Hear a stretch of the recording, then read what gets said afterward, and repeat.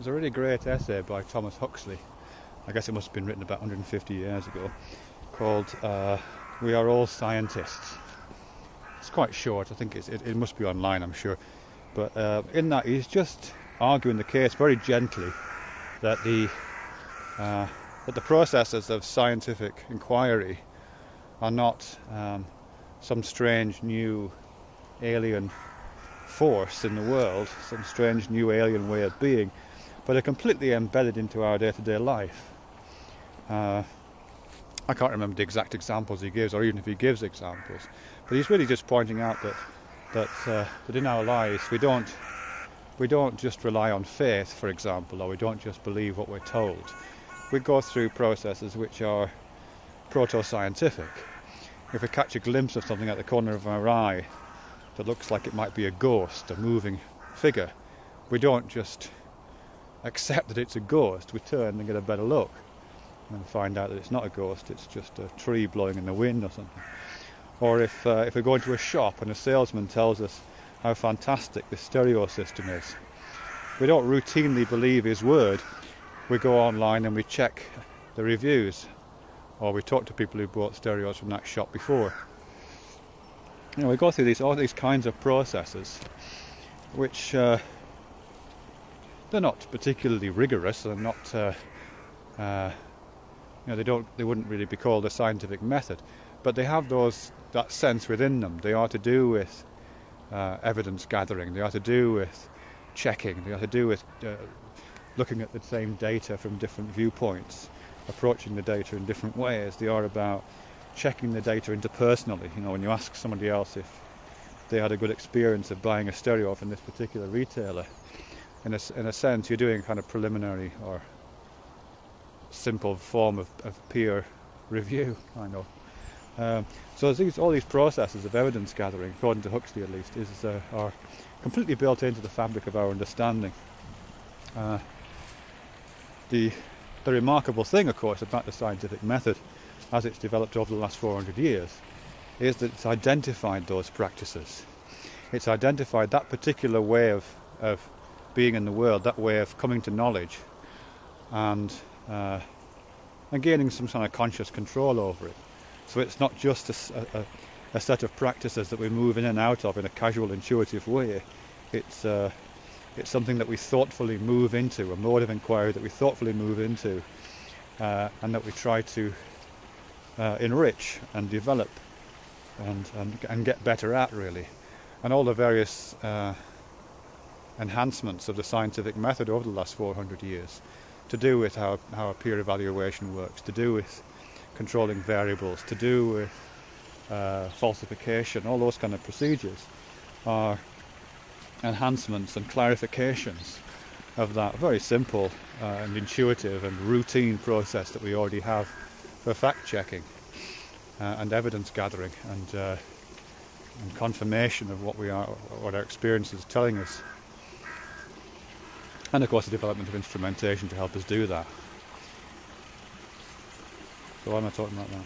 Well, I suppose I'm talking about that because it seems to me that those processes, they lead to two things actually. Those processes lead to a set of those ideas, I beg your pardon, lead to a set of processes with which to engage the world, and ideas about what is appropriate for those processes. A kind of worldview, if you like. So, for example, those of us who've had experience of buying crap stereos because we took the salesman's word for it, come to kind of know that just trusting one individual is probably a bad idea, and it's good to do some fact checking. And those of us who bought things on impulse because it looks so fantastic in the shop know that it's also not necessarily a good idea to trust your own intuitive judgment. It's often best to take yourself out of the picture and get some data from different sources other than the likes and dislikes that you seem to be manifesting at that particular moment. And that process is effectively the removal of the self from the story, the removal of one's own personality and personal judgments, out of that evidence gathering process. And so that becomes part of a worldview. It becomes part of a worldview in which the individual I is the centre of narrative gravity and the centre of evidence gathering, and as ultimately the only measure of that evidence is rescinded in favour of different kinds of evidence gathering processes, perhaps interpersonal, perhaps instrumental, perhaps mathematical, whatever they may be. And there are others, so that's just an example of that. But where I want to go with that is that not only are those processes reflective of a particular kind of worldview, a different kind of world comes into view based on those processes, which is always there, but it's not clear. When we're just relying it intuitively, of course we're moving in and out of that worldview, but when we do it scientifically, when we really apply the protocols, we firm up that worldview in a way which is much more coherent and consistent. But also, that becomes reflected in the discourse that we attach to that world.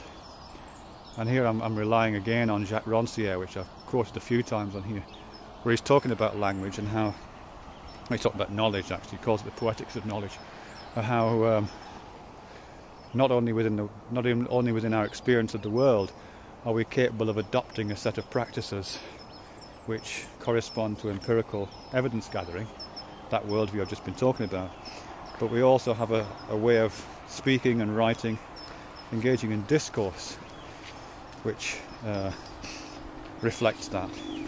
And for Ranciere, he says it's a set of practices, or set of procedures, I think he says, by which certain discourses escape from literature, he says, and acquire the status of knowledge. And he's talking about empirical knowledge. And those discourses, those procedures, those strategies, linguistic strategies, reflect the worldview that those procedures adopt. So again, as I think I may have mentioned before, this morning, there's this common practice within scientific writing to take out the individual from the discourse. So when you're writing a scientific paper, you don't make reference to yourself, you depersonalize it. You take that centre of narrative gravity out of the writing in the same way that you take it out of the worldview that it's writing about. And those various procedures, as I just mentioned, that Huxley and Ranciere talks about, not only appear in they appear in the discourse, they appear in the language as kind of writing styles and common metaphors, which perhaps something I'll talk about again at another point, because they mimic and simulate the worldview that they're trying to reproduce, one which is depersonalized, which relies on interpersonal, instrumental, mathematical modes of verification, one which has falsification built into it. All those kind of strategies are duplicated in the language of science, ideally, as well as the practices of science, which are, as I've said before, completely imbricated in normal life, as well as in this specialised language and specialised practice of scientific inquiry.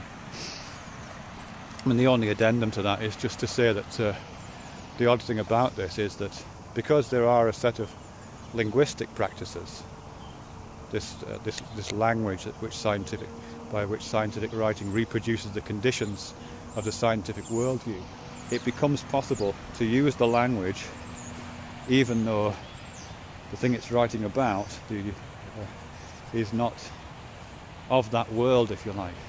So it becomes perfectly possible to use scientific language to simulate the conditions of scientific inquiry without there being actually any scientific inquiry going on, without that worldview truly being occupied and those evidence gathering processes being engaged in at all. And so we get pseudoscience. That's kind of my reading of pseudoscience. It's the adopting of scientific language with the simulation of the scientific worldview without actually operating in that scientific world and adhering to the tenets of its practices. I don't know if that made any sense at all. This noise is the sluice gate on the canal.